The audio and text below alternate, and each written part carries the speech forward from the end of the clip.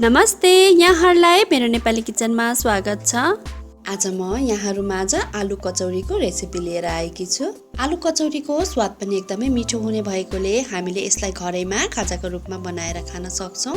आउनुहोस् बनाउनतिर लागौँ है त। यहाँ एउटा भाँडोमा मैले 1 कप मैदा र 1 कप आटालाई मिक्स गरेर लिएकी छु। यसमा मैले आधा चम्चा ज्वानोलाई पनि राखेँ र सानो चम्चाको आधा चम्चा नुनलाई पनि यसमा राखेकी छु र ठुलो चम्चाको 6 चम्चा तेललाई पनि मैले यसमा राखेकी छु। अब यो सबैलाई हातले राम्रोसँग मिक्स गर्नुपर्छ।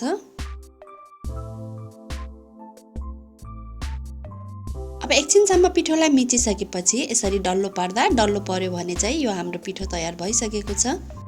अब यसमा अलिअलि गर्दै मनतातो पानी राखेर हामीले यसको डो तयार गर्नुपर्छ।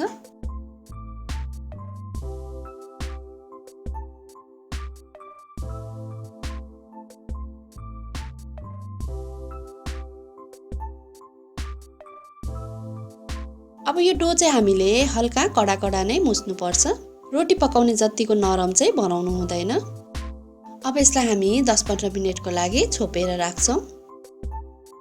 र यहाँ चाहिँ मैले ग्यासमा एउटा प्यानलाई तताइसकेकी छु र अब यसमा म 2-3 चम्चा तेललाई राख्दैछु। तेल तातिसकेपछि मैले यसमा थोरै जिरालाई फुराएँ। मसिनो गरी काटेको अदुवालाई पनि यसमा फुराउनु पर्छ।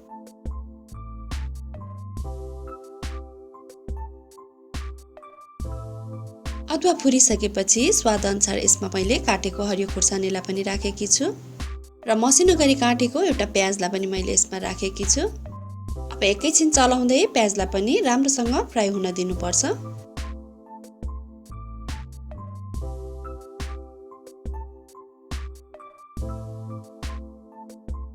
अब प्याज फ्राई भइसकेपछि मैले यसमा थोरै मात्रामा हिङलाई पनि राखेकी छु र 1 चम्चा भुटेर पिसेको जिरा धनियाको धुलोलाई पनि यसमा राखेकी छु।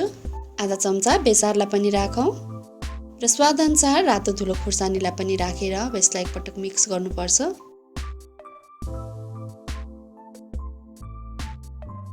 र यहाँ चाहिँ मैले ठुलो चम्चाको 2 चम्चा चनाको पिठो अथवा बेसनलाई पनि राखेकी छु।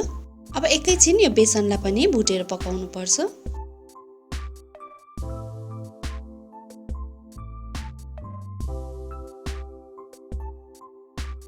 अब 1 मिनेट जति बेसनलाई भुटिसकेपछि यसमा मैले मसिनो गरी मिचेर राखेको उसिनेको आलुलाई पनि यसमा राखेकी छु। अब यो आलुको सबैतिर मसला लाग्ने गरी राम्रोसँग मिक्स गर्दै चलाउनु पर्छ।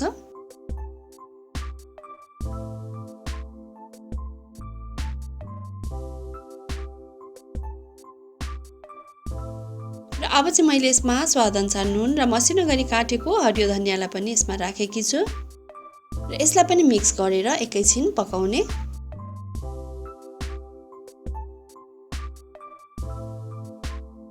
र अब चाहिँ हाम्रो यो कचौरीको फिलिङ आलु पाकेर तयार भइसकेको छ। अब यसलाई हामी ग्यास अफ गरेर एकछिन सेलाउन दिन्छौँ।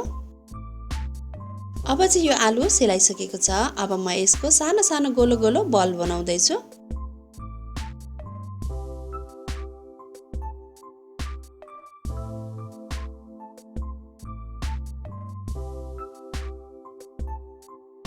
यसरी नै सबै आलुको बल बनाएर एउटा प्लेटमा राखौँ।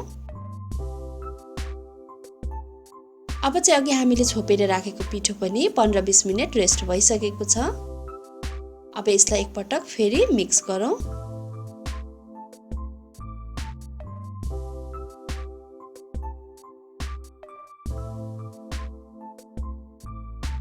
र अब यसबाट हामीले कत्रो कचौरी बनाउने हो त्यही अनुसारको पिठो सानो सानो हातमा लिनुपर्छ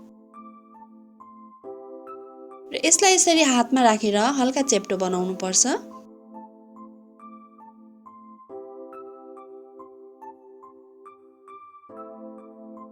र अब यसलाई हामीले औँलाको सहायताले यसरी हल्का दबाउँदै यसलाई कचौरा जस्तो बनाउनु पर्छ।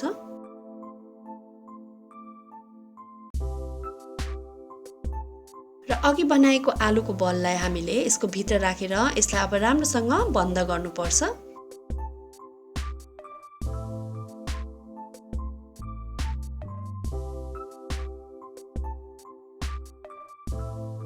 र यसको माथि रहेको एक्स्ट्रा पिठोलाई चाहिँ हामीले यसरी चुडाएर निकाल्नु पर्छ।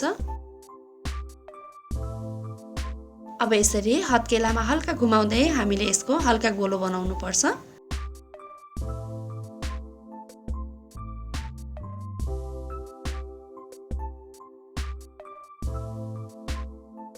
र यसलाई बिस्तारै चेप्टो आकारको बनाउने र अब यसलाई बेल्नाले हल्का गरेर दबाउँदै अलिकति बेल्नु पर्छ र यसलाई बेल्नाले नबेलिकन हातले दबाउँदै पनि हामीले गर्न सक्छौं।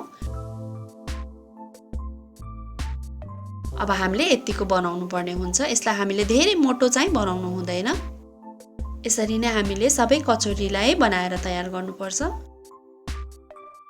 र यहाँ चाहिँ मैले ग्यासमा तेललाई तताइसकेकी छु, तर ध्यान दिनुपर्ने कुरा तेल चाहिँ हामीले एकदमै लो फ्लेममा तताउनु पर्ने हुन्छ। यदि हाई फ्लेममा हामीले तेललाई ततायौं भने चाहिँ हाम्रो कचौरी भित्रबाट राम्रोसँग पाक्दैन र यो क्रन्ची पनि बन्दैन।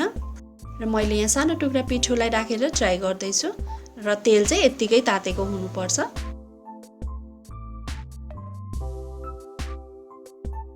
र अब चाहिँ म एउटा एउटा गर्दै यो कचौरीलाई तेलमा राख्दै जान्छु। र तेलमा राखिसकेपछि चाहिँ हामीले यसलाई 2-3 मिनेटसम्म चलाउनु हुँदैन। यसलाई यतिकै पाक्न दिनुपर्छ र आगोको फ्लेम चाहिँ एकदमै लोमा हुनुपर्नेछ। 3-4 मिनेट पछि चाहिँ यो कचौरी हल्का फुलेर यसरी माथि माथि आउन थाल्छ। त्यसपछि चाहिँ हामीले यसमा माथिबाट यसरी तेललाई राख्दै जानुपर्छ। यसो गर्दा चाहिँ हाम्रो यो कचौरी फुल्छ। यसै गरी हामीले पालै पालो सबै कचौरीको माथिबाट तेल राख्दै जानुपर्छ। र अब चाहिँ यो स्टेजमा चाहिँ हामीले ग्यासको फ्लेमलाई मिडियम बनाउन सक्छौं।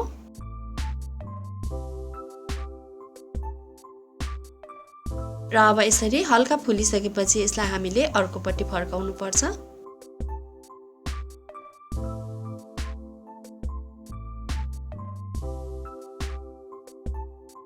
अब दुवैतिरबाट गोल्डन ब्राउन भएर राम्रोसँग पाकिसकेपछि अब यसलाई म तेलबाट बाहिर निकाल्दै छु।